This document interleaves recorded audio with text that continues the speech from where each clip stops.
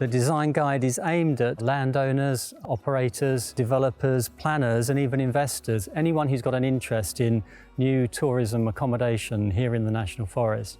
And it's essential that the next generation of accommodation is responsive to the needs of climate change. We really have an opportunity now to create some exemplary accommodation that will be fit for the future and will be a landmark for what we're trying to do here across the whole of the National Forest.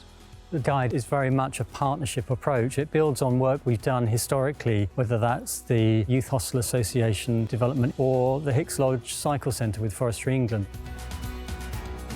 For our tourism businesses, now is a really good time to invest in the forest.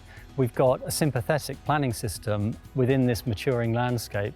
We've also got untapped audiences right on our doorstep. It's a real opportunity for people to come together here, enjoy their time in the outdoors and benefit their health and well-being.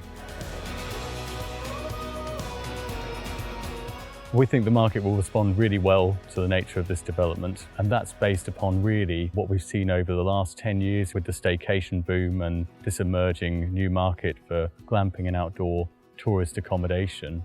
So we've developed 7 design principles that feature in the design guide that cover all areas of a development and all levels of development from new build to retrofit. The principles are designed to work together holistically to create a distinctive forest character.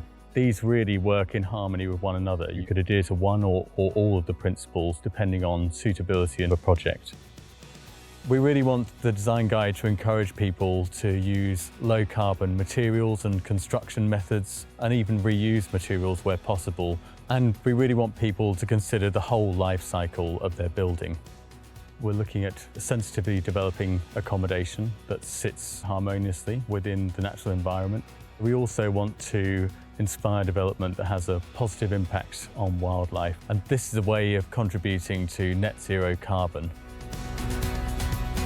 So the design guide is a real call to action now. We want new businesses and existing businesses to come and join us to create some really amazing tourism accommodation here in the National Forest.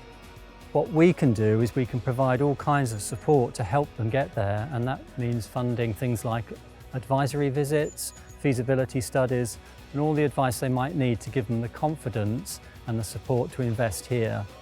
And if we can do this together, we can create a really truly sustainable destination here in the National Forest as a flagship for the nation.